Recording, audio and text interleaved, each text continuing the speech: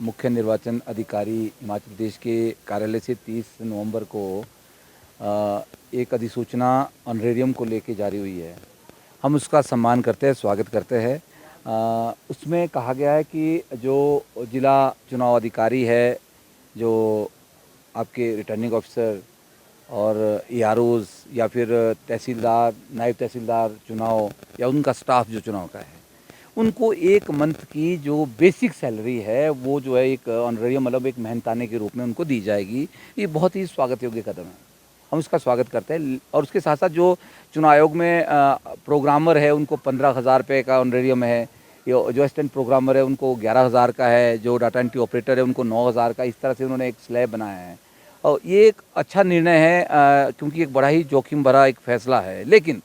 बड़ा दुर्भाग्य के साथ ये कहना पड़ रहा है मुझे कि जो इस पूरी चुनाव प्रक्रिया को ग्रास रूट पर अंजाम देते हैं, जो कर्मचारी, जो अधिकारी, जो इस पूरी चुनाव प्रक्रिया को करवाते हैं, जो आपके जो कहें आपको जो मशीनें आपकी होती है, ईवीएम मशीन्स, उसका रख रखाव करना है या मतदान केंद्र पे चुनाव करना है, जिसमें रिटर्निंग ऑफिसर और पोलिंग ऑफिसर प्रिजाइडिंग ऑफिसर जो मेन रोल उसका होता है, उनकी टीम होती है। उनके साथ क्या हुआ है, उनको जो आपका प्रिजाइडिंग ऑफिसर है उसको 350 रुपये की डेली निर्धारित की गई है, जो पोलिंग ऑफिसर है उसको 250 रुपये की डेली निर्धारित की है। तो इस तरह से मतलब 4-5 दिन का उनको मेहनताना एक मिलेगा, 2 दिन की रिहर्सल होगी उनकी, वो मिलेगी। वो मैं कहना चाहता हूँ कि उसमें एक बहुत बड़ी जो एक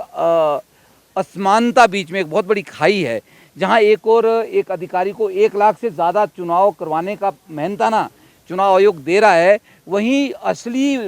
जो इसकी ग्रास रूट पे जो इसकी कड़ी है, जहाँ वोट पड़ने हैं, जहाँ मत पड़ने हैं, और उन मतों को सुरक्षित रूप से जो है जिस कर्मचारी ने उसको जो है उन क्या कहते हैं मशीनों को जो है संभाल के उसको जमा करवाना है, उस कर्मचारी को आप 1,000 रुपये भी नहीं दे पा रहे। एक तरफ 1 लाख रुपए देंगे आप, 1 लाख से अधिक बेसिक है हमारे आईएएस और एचएस की, और उस दूसरी तरफ आप उनको डेली फिक्स कर दिया आपने। तो ये किस तरह का पैरामीटर है? मैं निवेदन करता हूँ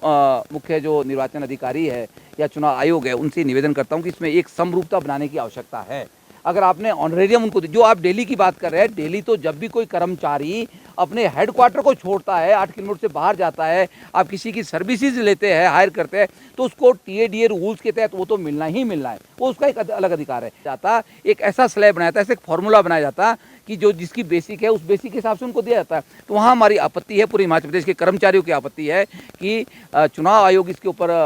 दोबारा से गंभीरता से विचार करे कि कम से कम सम्मानजनक जो मेहनताना है, जो चुनाव ड्यूटी में लगे। क्यों आपने देखा अभी भी बहुत से रामपुर में हमारे जो चुनाव ड्यूटी में लोग लगे थे उनको सस्पेंड कर दिया गया है। बहुत सी जगह ऐसा हुआ है कि थोड़ी सी भी अगर नेग्लिजेंस हो जाए, क्योंकि बड़ा जिम्मेदारी का मामला है, थोड़ी सी नेग्लिजेंस होने के कारण भी जो है सीधे सीधे इसमें किंतु परंतु नहीं होता है, क्योंकि जिम्मेदारी बहुत ज़्यादा इस इशू में है, तो उनको नौकरी भी उनकी खतरे में रहती है और बहुत सारी परिस्थितियों को झेलनी पड़ती है। तो उनको तो मुझे लगता है कि सबसे ज़्यादा मेहनताना मिलना चाहिए था, और उन लोगों को तो 1,000-1,500 में स्टिक कर दिया। आपने डाटा एंट्री ऑपरेटर को आपने 9,000 की उनको मेहनताना दे दिया, प्रोग्रामर को 15,000 रूम में बैठ के आप दे रहे, एक आईएएस को आप 1 लाख से ऊपर का मेहनताना दे रहे। तो ये एक विसंगति है। इस विसंगति को मुझे लगता है कि निर्वाचन आयोग इसके ऊपर गंभीरता से विचार करेगा, इसको दुरुस्त करेगा। करवाया तो उनको अपना मत डालने का मौका नहीं मिल रहा, या उनको ऐसी एक व्यवस्था दी जाए कि वो संबंधित जो उनके जो एसडीएम कार्यालय है वहाँ जाके वो खुद ही वहाँ पे दोबारा से वो उनको बैलेट पेपर इशू हो, या फिर वो वहाँ पे मत का प्रयोग कर पाए सीधा। कोई ना कोई व्यवस्था इसमें करनी पड़ेगी, और इसमें ज़रूरत है, क्योंकि बहुत से कर्मचारियों की अपील आई कि अभी तक हमें तो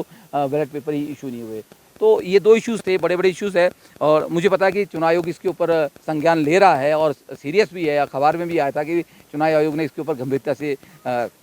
इस इशू को टेकअप किया है। तो मैं भी कर्मचारियों के बिहाफ पे, क्योंकि संयुक्त कर्मचारी महासंघ प्रदेश में पूरे कर्मचारियों का प्रतिनिधित्व करता है, तो मैं अपनी जवाबदेही के नाते में कहना चाहता हूं, और साथ ही उन कर्मचारियों से भी निवेदन करता हूं कि आप भी थोड़े सचेत रहे और खुद इनिशिएटिव ले, ताकि हर कर्मचारी हमारा इसमें जो है अपना मत का प्रयोग करे, विवेक से प्रयोग करे और सही दिशा में प्रयोग करे, क्योंकि कर्मचारियों का चुनाव बड़ा अहम चुनाव है। क्योंकि कर्मचारी आने वाले समय में या इससे पहले भी जो है कर्मचारी पिसता जा रहा है, मध्यम वर्ग पिसता जा रहा है, तो उन्हें सचेत होने की जरूरत है। 2 इशू। तीसरा इशू आपने पूछा कि जो 10th और +2 के जो एग्ज़ाम अभी